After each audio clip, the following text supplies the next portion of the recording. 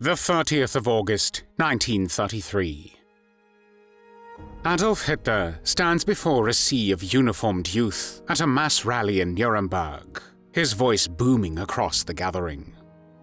This is no mere spectacle of unity. It is a declaration of biological conquest. Through the Hitler Youth and its female arm, the League of German Girls, the Nazi regime begins to transform its rallies into staging grounds for a twisted vision, a cradle for a future Aryan race. By design, boys are marched into paramilitary drills, indoctrinated in strength, sacrifice, racial purity, and absolute loyalty. Girls, meanwhile, are groomed for their destiny as mothers of the Reich, trained in domestic arts, and taught to idolize childbirth and motherhood as patriotic duty. But under the veneer of youthfulness and celebration, something darker unfolds. The rallies, the propaganda, the uniforms, they all serve as recruitment and preparation. The regime casts youth as the biological future, a farm where bodies, ideology, and generation are inseparable. Through pressure, coercion, and social engineering, the Nazis will reshape German youth into breeding stock for the Third Reich's ruthless, almost industrial project of racial reproduction. The Nazis built their racial state on the foundation of eugenics and selective breeding. In December 1935, the SS created the Lebensborn program, the so-called Fountain of Life, to ensure that Germany's future would be filled with children deemed racially pure. Heinrich Himmler, the head of the SS, who considered the SS the biological elite of the Reich, envisioned a new aristocracy born from carefully chosen unions. The program accepted only those who could prove Aryan ancestry and health. Applicants were screened for hereditary illnesses, mental conditions, or any sign of what the regime labeled racial impurity. A family history of disability or weakness could mean disqualification. The Nazis claimed that even qualities like loyalty and bravery could be inherited, and thus they sought to manufacture them through breeding. The regime put enormous pressure on women. Unmarried mothers carried heavy stigma in society, yet Himmler sought them out if they were racially valuable. Lebensborn homes offered anonymity, medical care, and a safe place to give birth on the condition that the mother surrendered guardianship to the SS.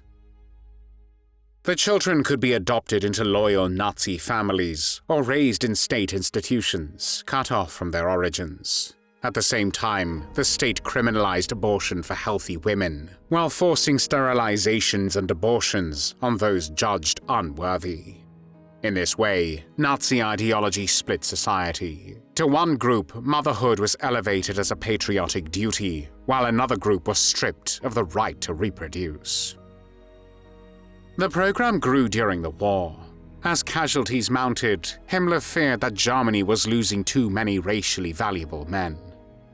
Lebensborn expanded into occupied territories, and German soldiers fathered children with local women who fit the racial ideal. Thousands of children from Poland, Czechoslovakia, and elsewhere were kidnapped simply because they looked German. These children were taken from their families, Germanized, and placed with new parents who often believed they were adopting war orphans. Himmler repeatedly described women as warriors of the nation, though their battlefield was the cradle. He believed that the survival of the Reich depended as much on childbearing as on combat.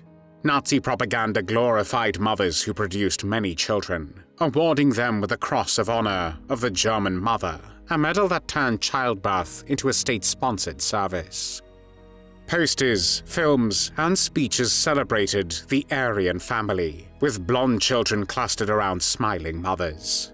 The message was clear. Producing children was not a private choice, but a patriotic obligation. The Lebensborn homes, luxurious on the surface, were part of this wider campaign to bind women's identities to the regime's racial project. One woman's story illustrates how this system worked. Hildegard Trutz, a young supporter of the regime, joined the League of German Girls in 1933 and was praised for her blonde hair, blue eyes, and childbearing hips. By 1936, when she finished school, she was encouraged to do what the Nazis claimed Germany needed most: give Hitler a child. Trutz was invited to a Lebensborn home, housed in a castle in Bavaria. There, she joined dozens of young women living under false names or carefully examined by SS doctors. They had to swear their families carried no hereditary illnesses. Each girl was told to sign away all claims to her future children who would belong to the state. The home was presented as luxurious, with fine food and leisure activities, but its true purpose was clinical, selective breeding.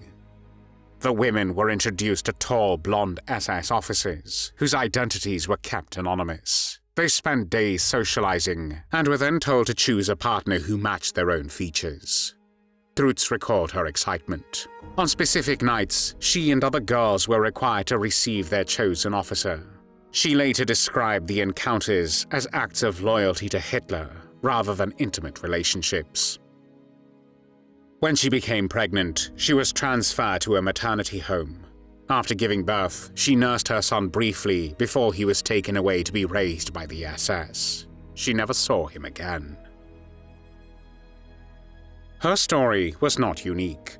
It is estimated that around 20,000 children were born through Lebensborn in the Third Reich and German-occupied Europe during the 12 years of Nazi rule.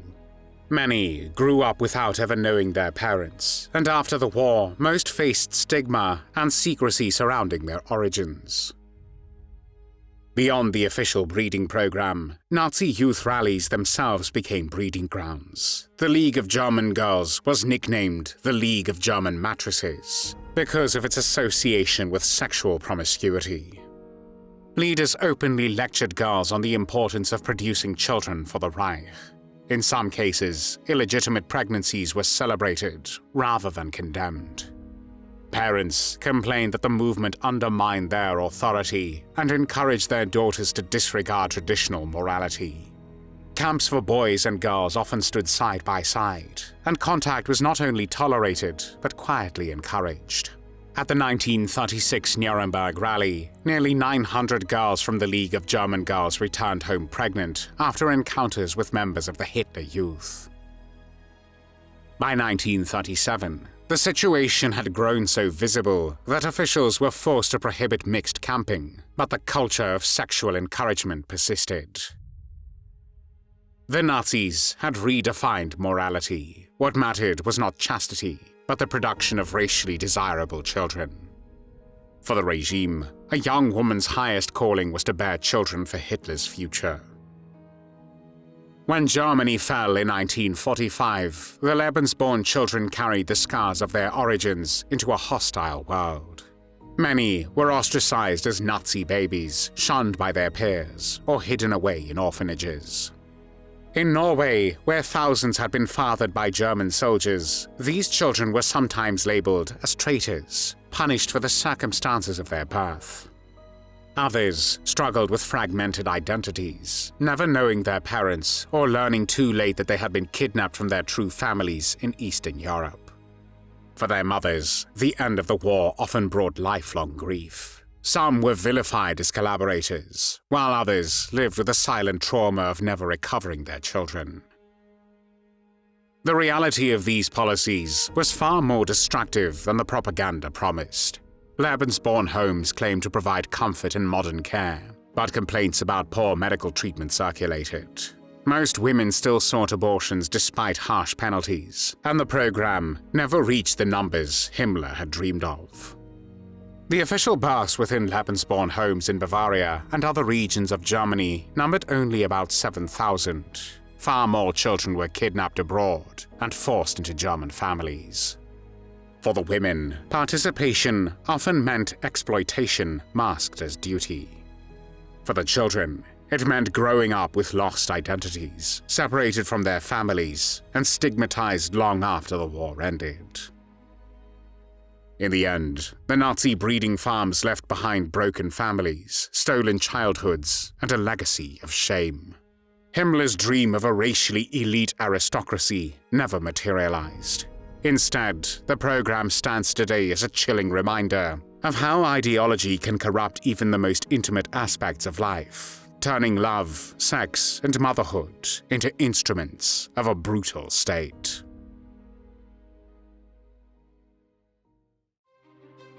Before we end today's story, take a look at worldhistory.tv, your special destination for true history lovers. Discover exclusive documentaries and incredible stories you won't find anywhere else. Thank you for watching, and don't forget to subscribe for more.